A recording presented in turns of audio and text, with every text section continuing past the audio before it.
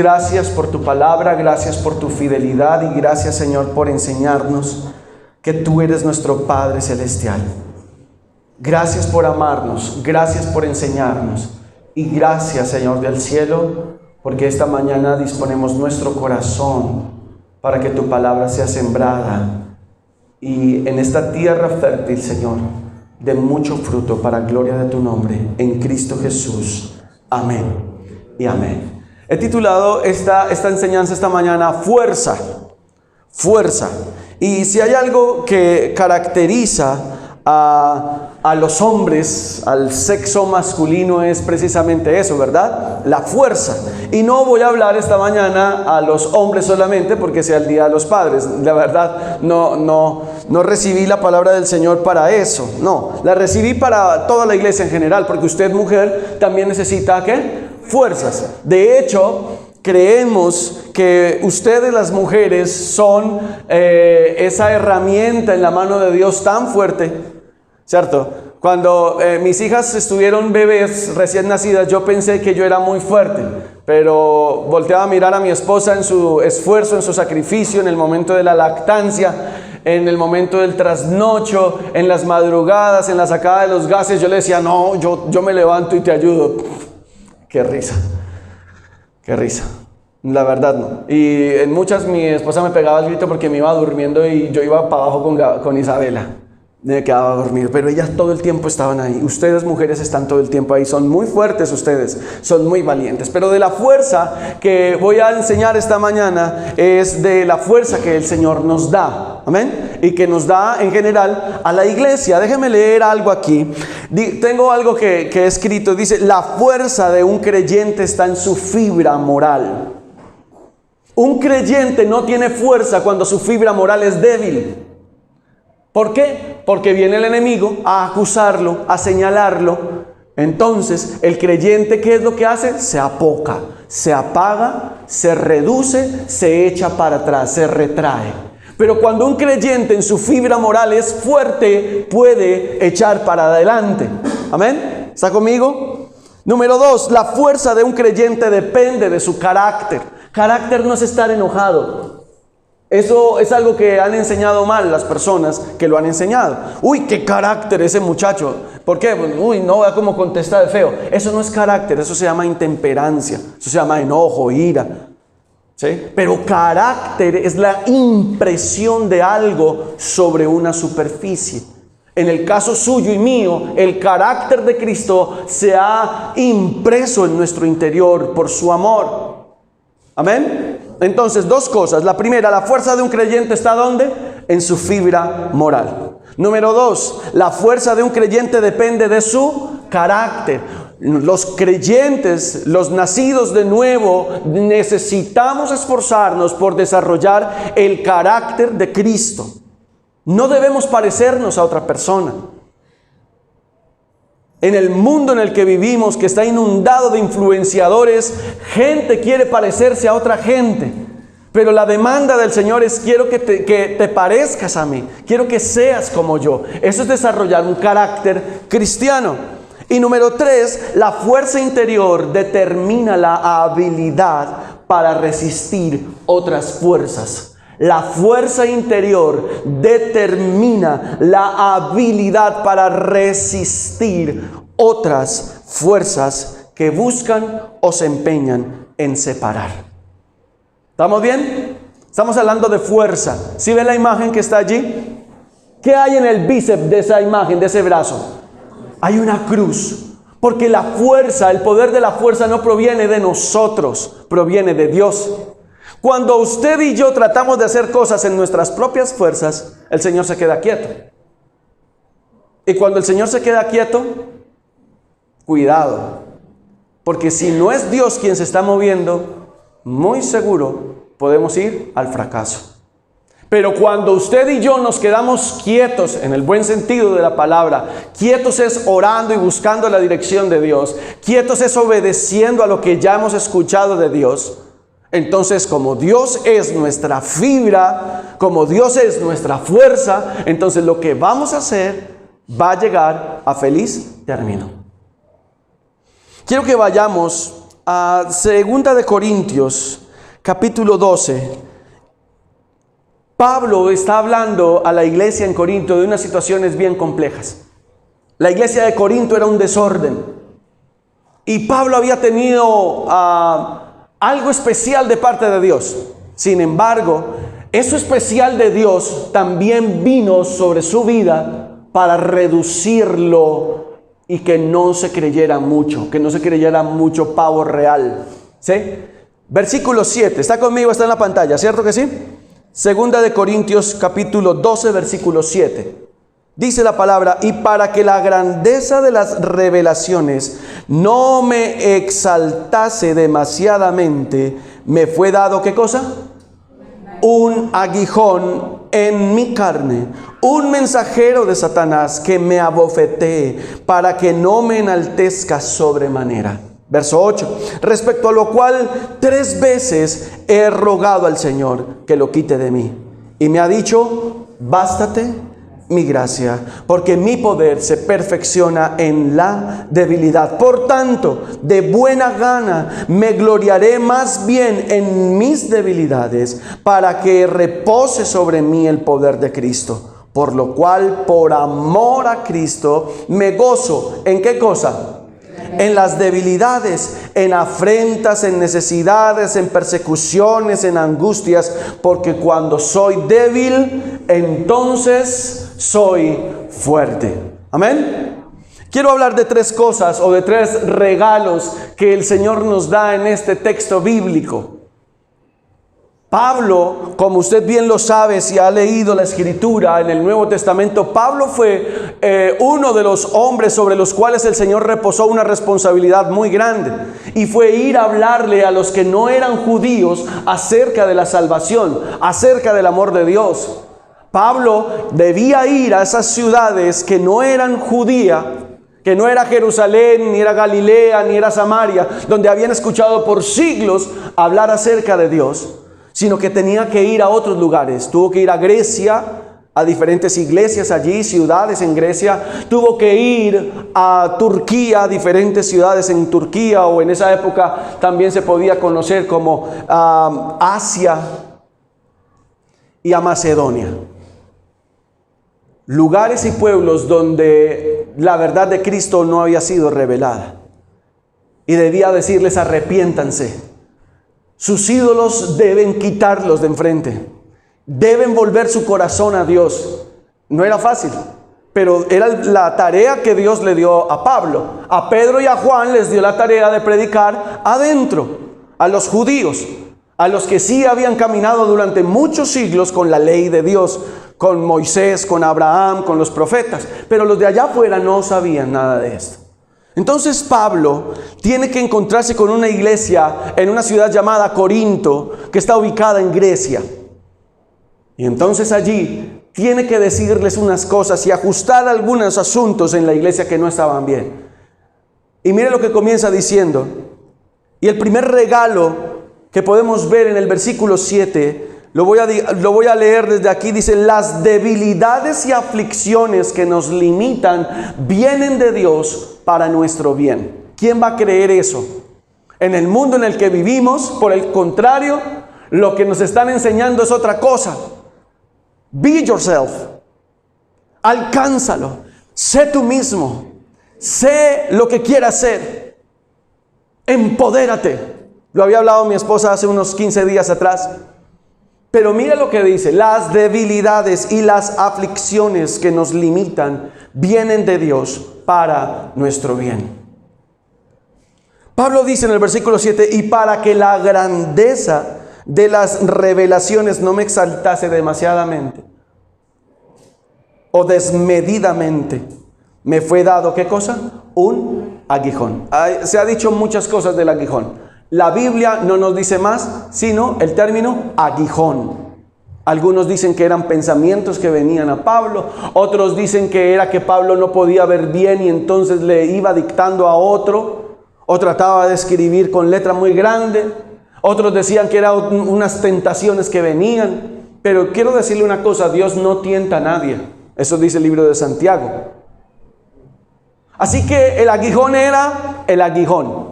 Lo debemos dejar en ese lugar. Lo demás es especulación. ¿Sí?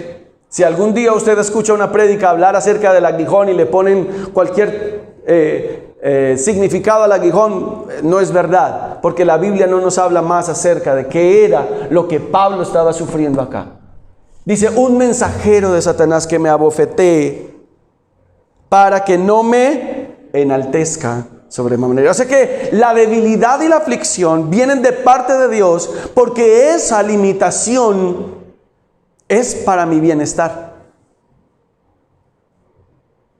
El hecho de tomar el texto bíblico que dice, todo lo puedo en Cristo que me fortalece, hay que tenerle cuidado a eso. Y hay gente que ha enseñado mal ese texto bíblico, porque dice, no, vamos para adelante, usted sí lo puede hacer, porque Dios dice que todo lo puedo en Cristo que me fortalece. Cuidado. ¿Y el contexto? ¿Dónde está el contexto? Entonces todo lo puedo en Cristo que me fortalece y me meto de cabeza. Y me comprometo en una cosa y pacto una cosa y pacto la otra. Y me comprometo y doy mi palabra. Y después terminamos frustrados porque las cosas no se dieron. Y entonces la pregunta es, ¿quién se equivocó? ¿Dios? No. Esto es evidencia de la tenacidad de Pablo. Pablo debía evidenciar. Si usted se da cuenta en la vida de Pablo, él era un hombre que tenía modo antes de conocer al Señor. Pablo era un hombre que conocía la ley. Pablo había comprado su ciudadanía romana.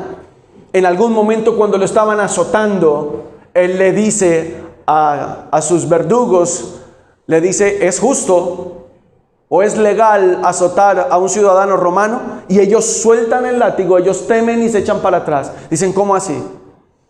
Pablo tenía la ciudadanía romana, y para tener la ciudadanía había que tener influencia y dinero.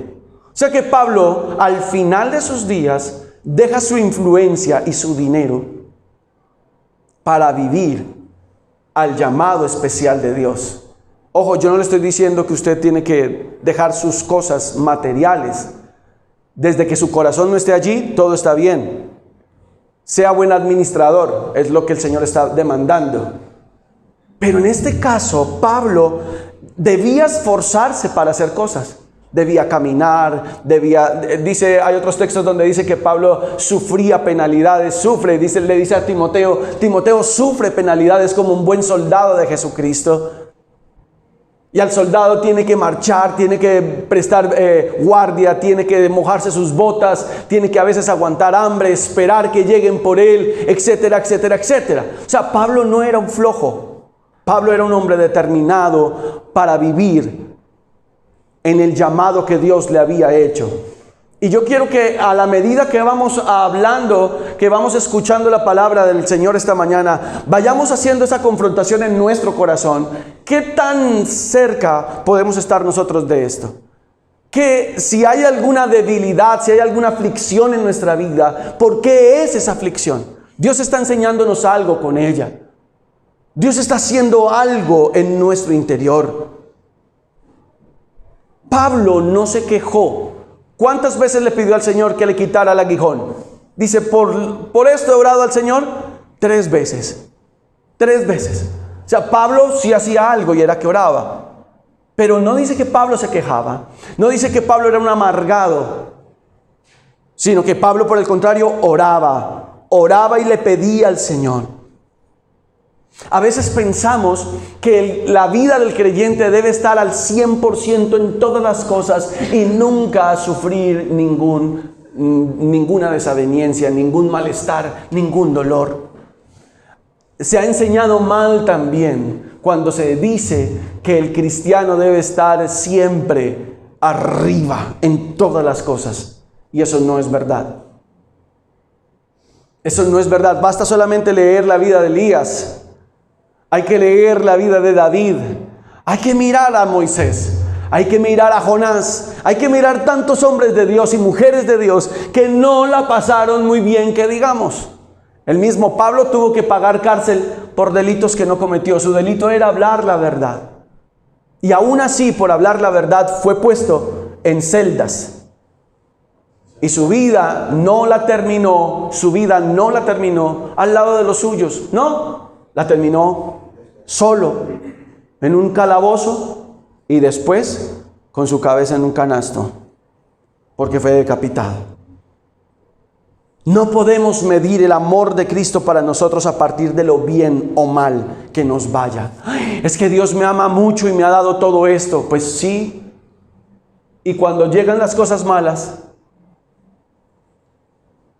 alabaremos al Señor por lo bueno y no por lo malo, le dice Job a su mujer. Vea, usted, deje de estar orando tanto, deje de estar leyendo tanto esa Biblia. Vea usted, ¿qué es lo que hace allá metido o metida? ¿Vamos a adorar al nombre de Dios? ¿Vamos a buscar el nombre de Dios porque nos vaya bien? ¿O vamos a buscar el nombre de Dios porque Él es Dios? ¿Vamos a honrar el nombre de Dios porque Él es Dios? La medida del amor de Cristo es solo una cosa, y esa es la cruz del Calvario. Esa es la medida del amor. De tal manera amó Dios al mundo. La medida del amor de Dios para usted y para mí es la cruz del Calvario. ¿Hay más amor que ese? ¿Habrá más amor que ese? Entonces, en primer lugar, lo que estamos hablando, que las debilidades y las aflicciones que nos limitan vienen de Dios para nuestro bien. Hay una dolencia, ¿le damos gloria a Dios? Hay una escasez, ¿le damos gloria a Dios? No se dio lo que queríamos, ¿le damos gloria a Dios? O por el contrario, respondemos con amargura. Vea, ¿sí ve?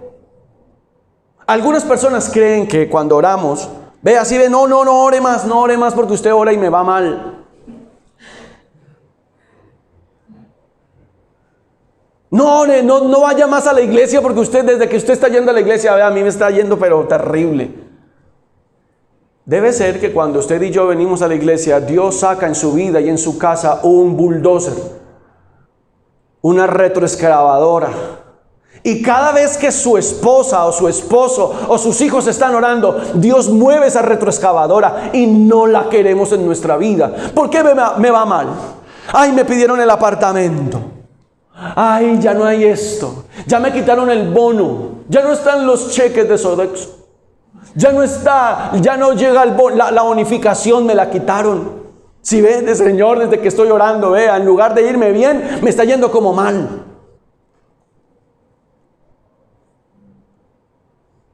¿Qué será? ¿Será que nos está faltando agudeza espiritual para poder ver que Dios está haciendo algo en nuestras vidas?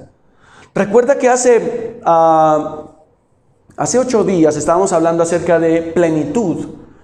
Y decíamos que el Señor, que una de las cosas por las cuales Pablo oraba era para que Cristo habite en nosotros, y que cuando Cristo llega a habitar a nosotros es como cuando llega con una bolsa de herramientas y la pone en la sala de la casa y saca el taladro, el serrucho, la sierra, saca el martillo, el destornillador y comienza a hacer cosas y uno, uy, quieto. Sí, porque comienza a desmontar cosas que nosotros no quisiéramos que se desmontaran, ídolos o cosas a las que estamos aferrados. Este es un lugar peligroso. Lo he dicho y lo sostengo. Cuando usted llega a la iglesia, cuando usted se sienta a escuchar la palabra de Dios, cuando usted abre su Biblia en su casa, usted está metiéndose en problemas. Porque usted está siendo consciente de un llamado que Dios está haciendo. De ahí en adelante, lo único que Dios está esperando de usted y de mí es obediencia. Ya, eso es lo que hay. No hay más. Obediencia es lo que el Señor está pidiendo. Por eso Él viene y demanda y suelta todo esto y dice, ok, vamos a hacer esta transformación. Y uno dice, no. Y Él dice, sí. Señor, ¿pero por qué? Porque tengo que hacer algo en tu vida, que si no es de esa manera no lo vas a poder entender. No lo vas a poder entender. Quiero que me ayude con su imaginación. Vayámonos al tiempo del profeta Eliseo. Había una mujer que se llamaba, o que le decían la tsunamita, era de Tsunam. Y resulta que el profeta pasaba seguido, cada mes pasaba el profeta Eliseo por allí. Y entonces esa mujer se sienta a hablar con su esposo y le dice, oíste, el varón de Dios, el hombre de Dios está viniendo muy seguido. ¿Qué tal si le hacemos una habitación? Construyámosle una habitación, un cuarto. Pongámosle una cama, una lámpara, una mesa, para que cuando él venga tenga un lugar de él. Y al esposo le pareció bien y le dijo, hagámoslo. Y entonces el profeta Eliseo, en gratitud por lo que esta familia hizo, mire que hasta Dios escondió al profeta lo que necesitaba esta familia. ¿Y a quién le dice el profeta? Le dice al siervo, le dice, mira, vos sabés qué es lo que esa familia necesita. Porque es que le pregunté y me dijo que no necesitaba nada. Y yo no me puedo quedar con este favor que hicieron sin devolverle. Y entonces el siervo le dice, lo único que a ellos les hace falta es un hijo, no tienen hijo. Y entonces el profeta la agarra y le dice, vea, ustedes dentro de un año van a estar cargando un bebé. No, ¿cómo así? Bueno, ahí estuvo el bebé. La mujer no estaba esperando eso, seguramente, no sabemos. El texto bíblico no nos dice, y ella anhelaba en su corazón un hijo. No lo dice.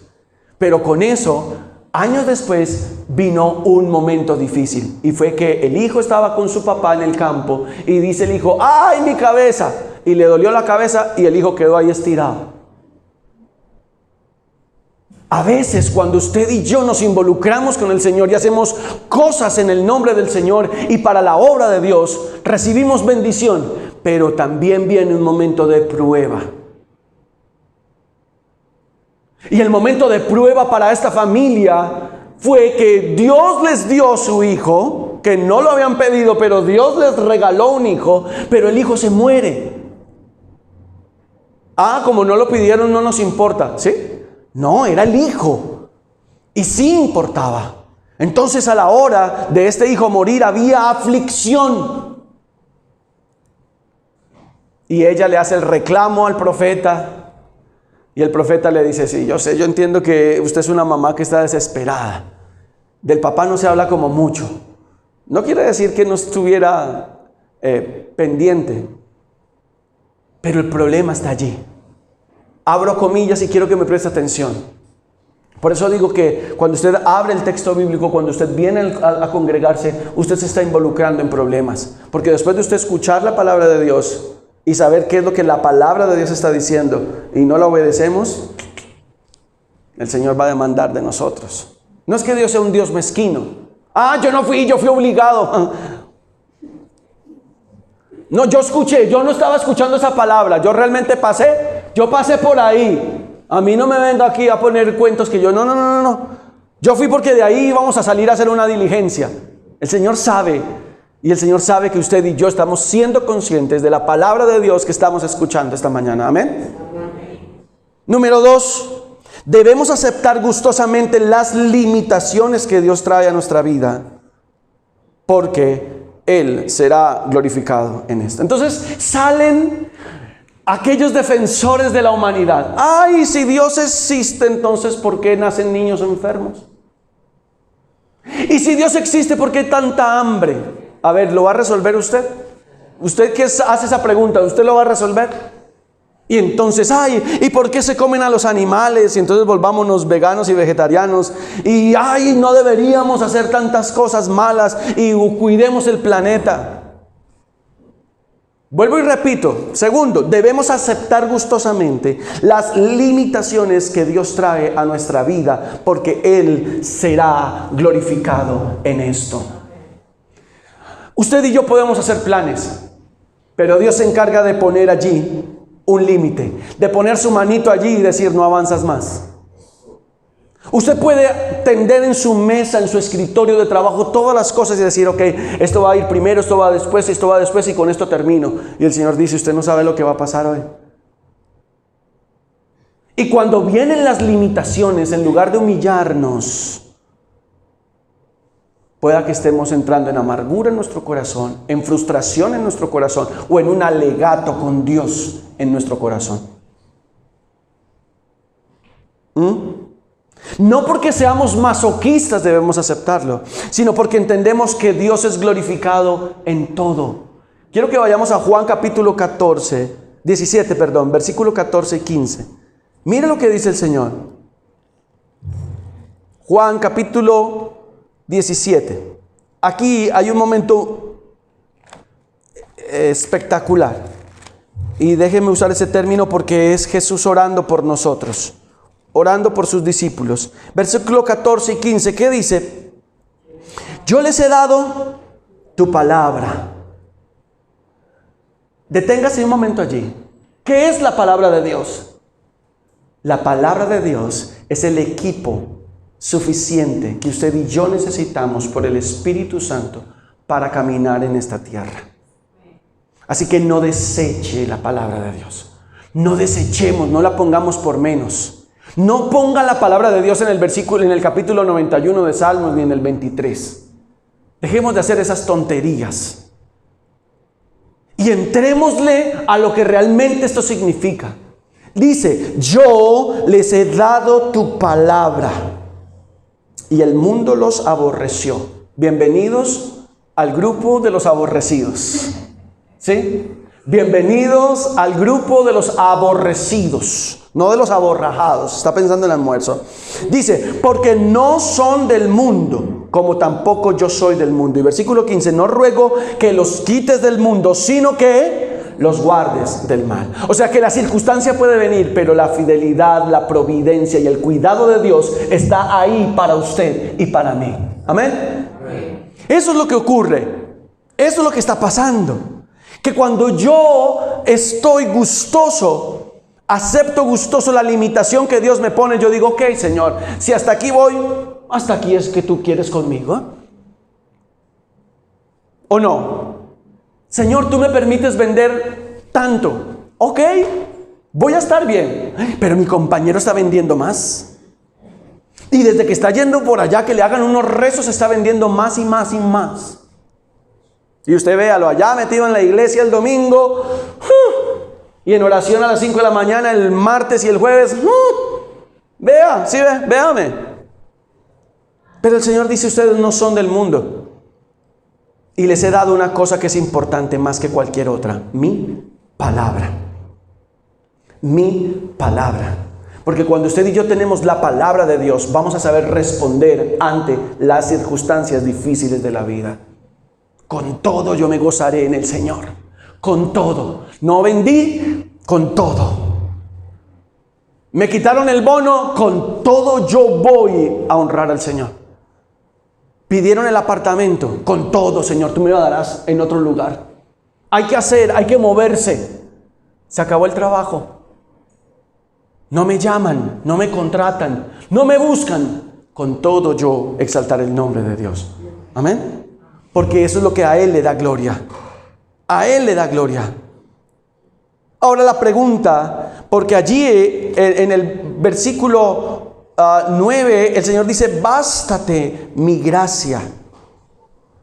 Bástate mi gracia. Y es una pregunta que usted y yo debemos hacernos. Para los que están tomando nota, ¿me basta la gracia de Dios? Ahora, ¿qué es la gracia de Dios? Bástate mi gracia. ¿Qué es la gracia? No es Cristo. Cristo es la gracia de Dios. El regalo que usted y yo no merecemos se llama Jesucristo. Bástate mi Hijo. Mi Hijo es suficiente para ti. Y la pregunta que yo debo hacerme esta mañana es, ¿Jesús es suficiente para mí? ¿Es suficiente Jesús para mí? Cuando yo me acelero por las cosas, cuando yo me acelero, cuando yo pierdo los estribos, cuando yo me estoy enloquecido por alcanzar esto, aquello o lo otro, estoy quitando la gracia. Recuerda, la semana pasada estábamos hablando de plenitud. Cristo es mi plenitud. Y aquí el Señor está diciendo, bástate mi gracia, bástate mi Hijo Jesús. Ahora, porque dice, mi poder se perfecciona, ¿en qué cosa? En la debilidad. Y hay que dejar algo claro aquí en debilidad, y es que no está hablando de un asunto inmoral. No lo está hablando, porque vea lo que está diciendo. Dice, por tanto, de buena gana me gloriaré más bien en mis debilidades, Voy a saltar al versículo 10. Por lo cual, por amor a Cristo, me gozo en las debilidades, afrentas, necesidades, persecuciones, angustias. La debilidad no está hablando aquí del pecado. Está hablando de las circunstancias difíciles. Bástate mi gracia, porque mi poder se perfecciona en tu debilidad. En la situación en la que estás pasando, en la situación que estás viviendo, como quiera que se llame, mi gracia, o sea, mi Hijo Jesucristo es suficiente para ti. Amén. ¿Está usted feliz esta mañana? Porque debemos entender la ecuación que hay aquí, que es la del versículo 10 que acabamos de leer. Que cuando soy débil, entonces soy fuerte. Es una contradicción. En el reino de los cielos empezamos a cuadrar las cosas al derecho, la que la cultura nos ha enseñado de forma diferente. Tú puedes, empodérate, ¿sí? Entonces te venden Vive 100, te venden Red Bull, hay competencias. Red Bull es tan fuerte a nivel mundial que usted se ha dado cuenta qué cantidad de competencias hay, y todas tienen que ver con adrenalina, con las cosas extremas. Entonces no importa, esta vez me lancé de una roca de 20 metros, el próximo tiene que ser de 25 y tengo que retarme a más porque Red Bull te da alas. Pero lo que yo tengo que entender aquí es que cuando soy débil, entonces soy fuerte. Que cuando estoy en una circunstancia difícil y me rindo delante de Dios, entonces el Señor te dice, vamos para arriba. Mire Primera de Pedro, capítulo 5, versículos 5 y 6. Mire lo que dice la Escritura. Primera de Pedro, capítulo 5, versículos 5 al 6. Dice, igualmente jóvenes, estén sujetos a los ancianos. Y todos, ¿qué? Sumisos unos a otros, revestidos ¿de qué cosa?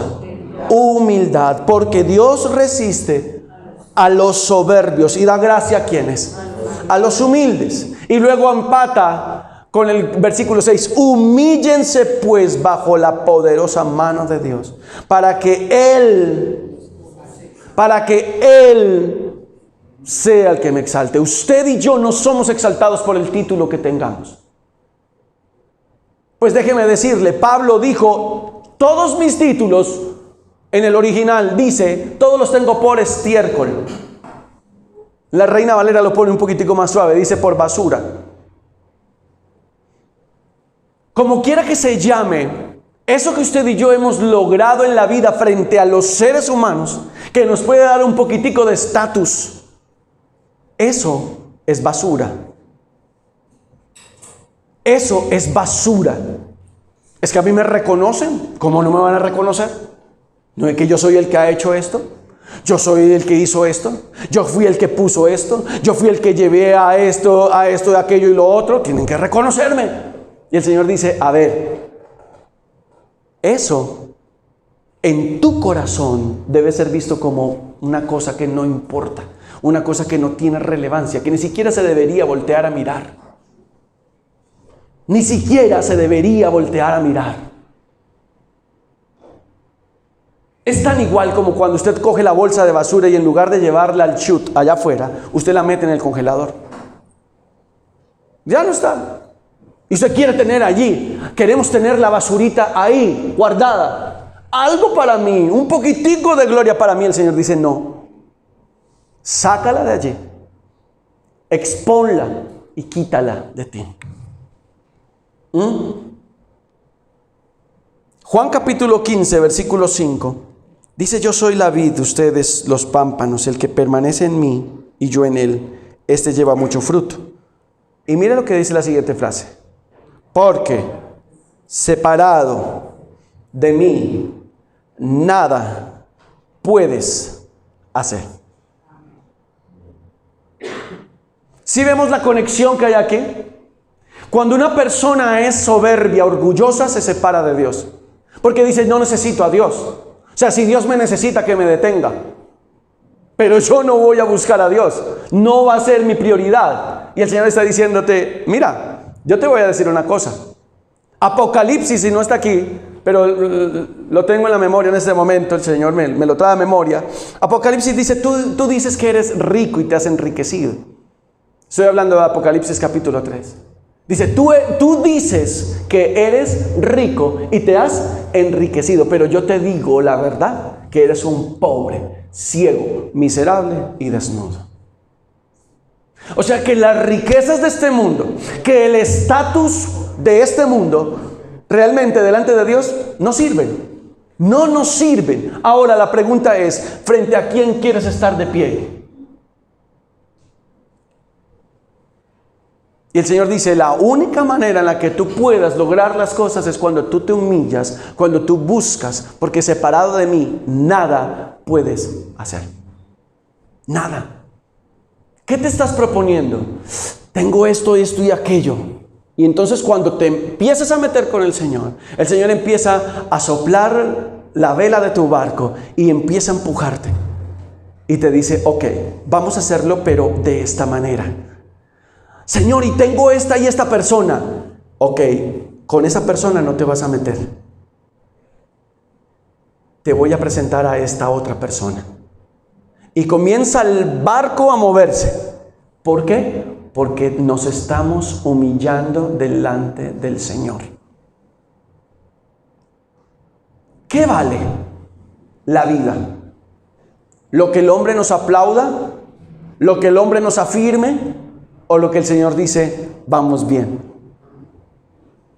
Cuando el Señor nos dice, vamos bien, eso es lo que verdaderamente funciona y vale. Mira, Dios te ha hecho especial en ese don y en esa capacidad que tienes. Como quiera que se llame. Lo que sea que hagas en tu diario, en eso Dios quiere glorificarse.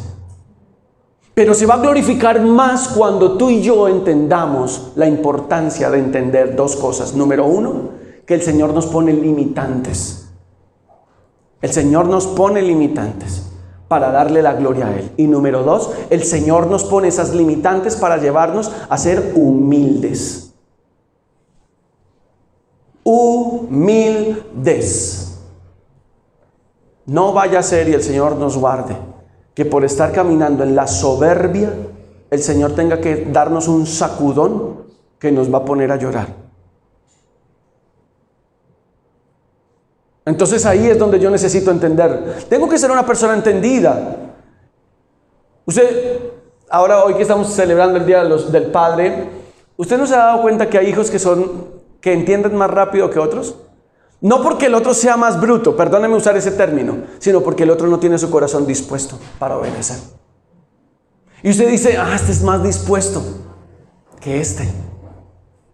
Y usted ve cómo fluyen las cosas en el que es dispuesto. Y en el que es un poco testarudo, la cosa no le funciona.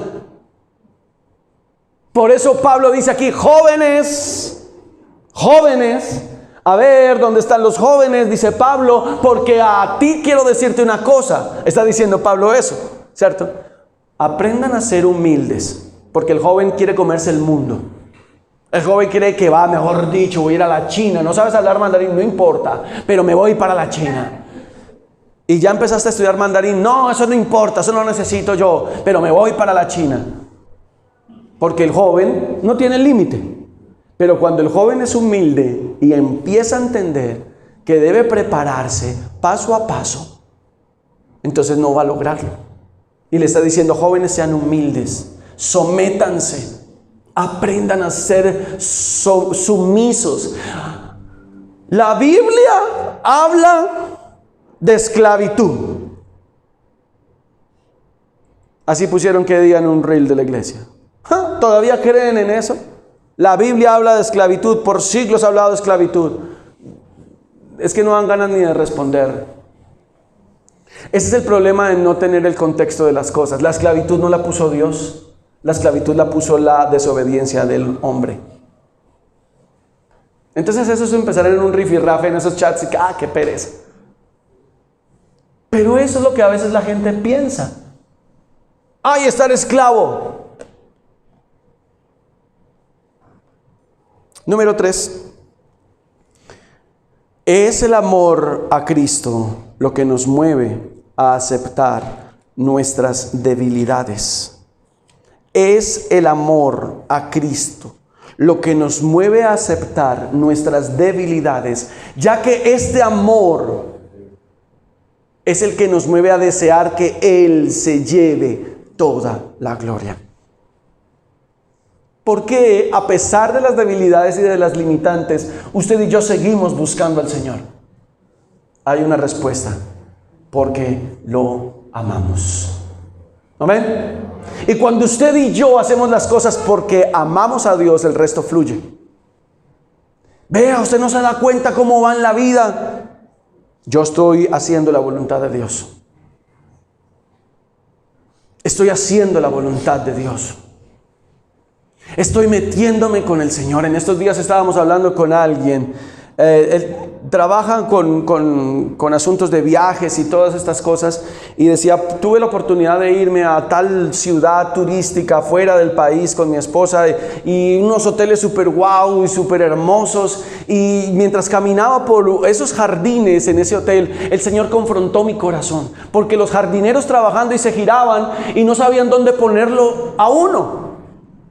Todos lo saludaban, todos tenían una sonrisa y nos decía con mi esposa, me sentía literal como un rey. Nunca me había sentido tan homenajeado, tan arriba, tan alzado. Y el Señor decía en mi corazón, porque Él decía que tuvo un momento de confrontación en esos pasillos. Y el Señor decía, no todos saben manejar esto.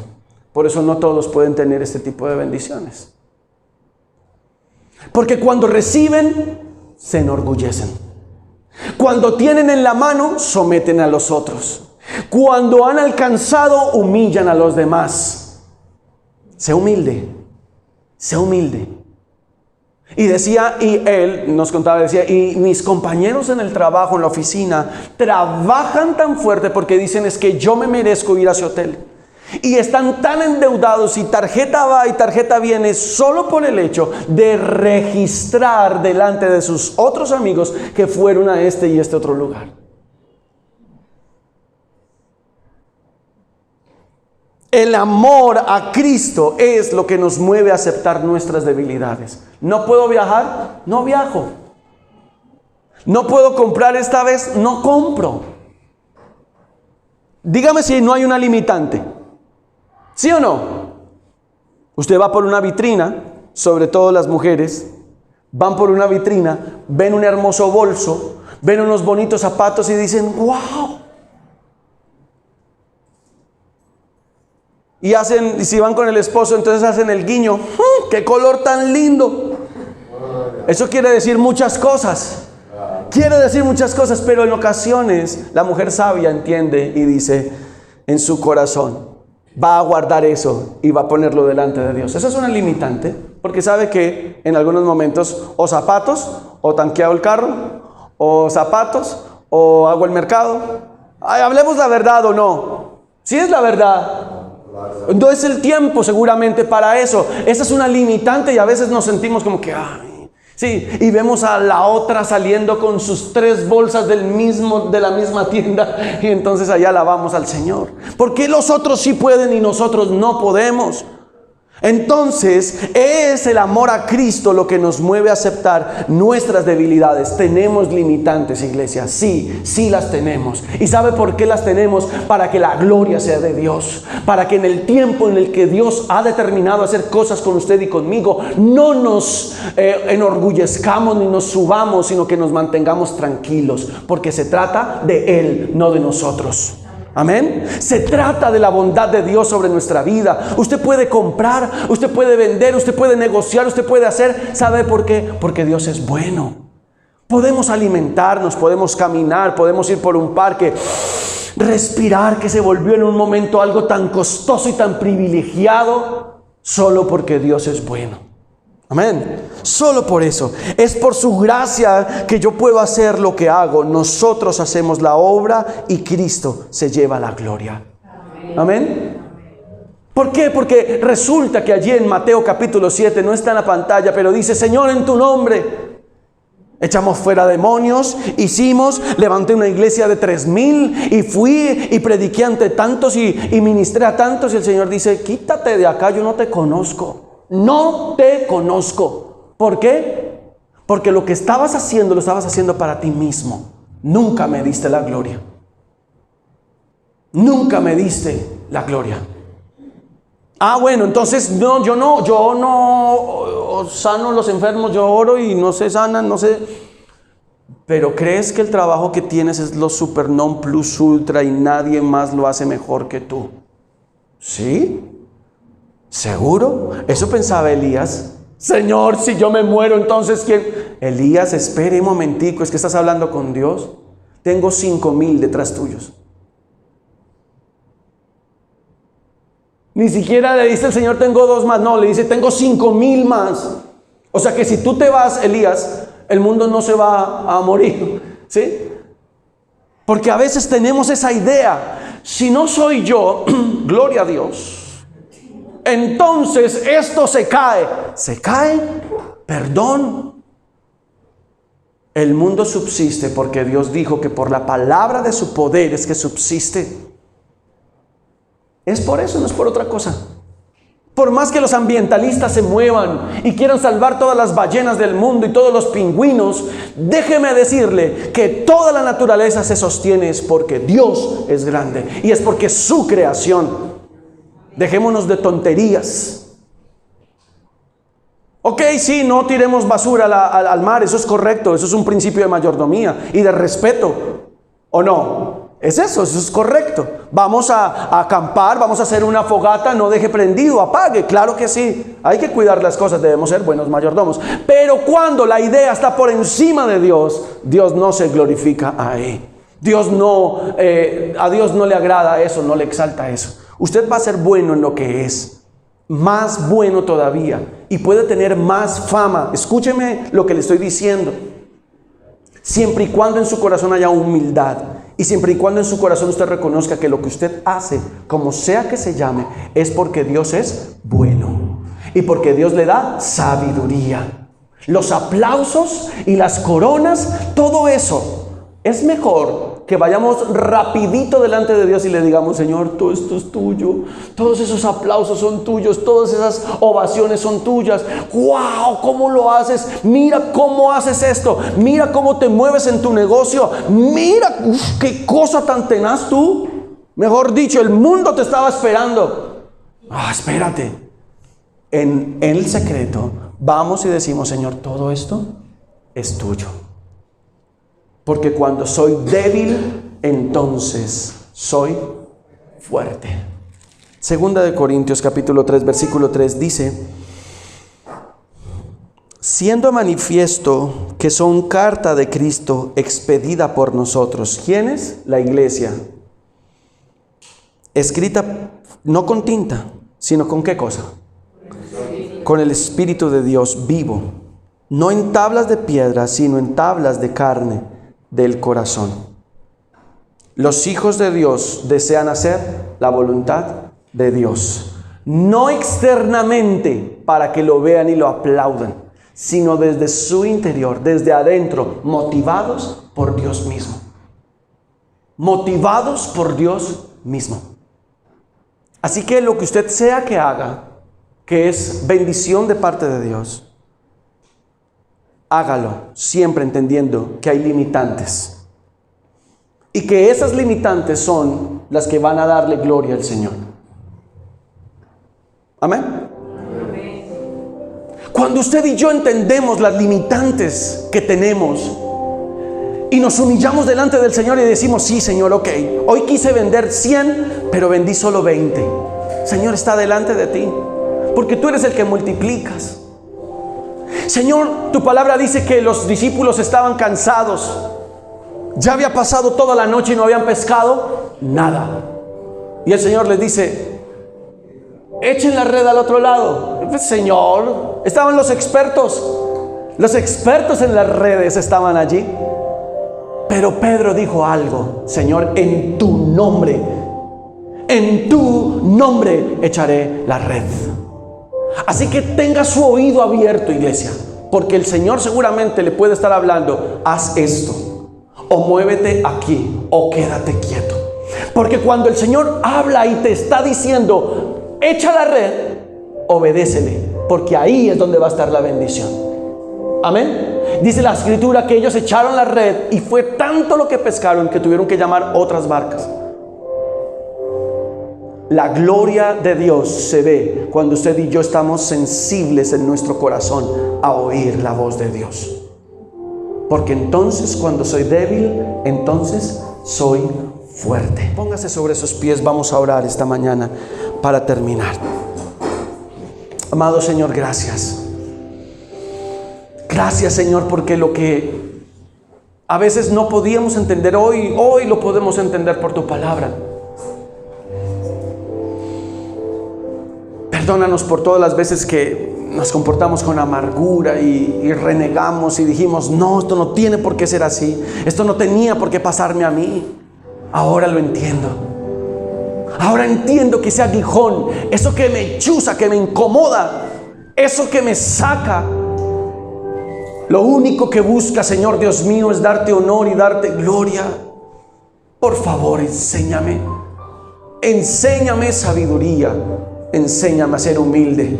Enséñame a buscarte en el secreto y allí, con mi corazón doblegado, poder decirte, Señor, ayúdame con esto. Tú sabes que tengo esto pendiente. Tú sabes que tengo aquello otro y esto y esto. Y el esposo o la esposa y los hijos y todas estas cosas que a veces nos atormentan. Pero tu palabra dice que cuando soy débil, entonces soy fuerte. Cuando me humillo delante de ti, Señor, y dejo que tú recibas la gloria, entonces voy a tener la respuesta. Perdóname